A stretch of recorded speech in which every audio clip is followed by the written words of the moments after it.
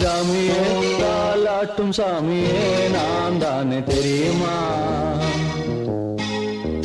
சிவகாமியே சிவனில் நீயும் பாதியே அதுவும் உனக்கு புரியுமா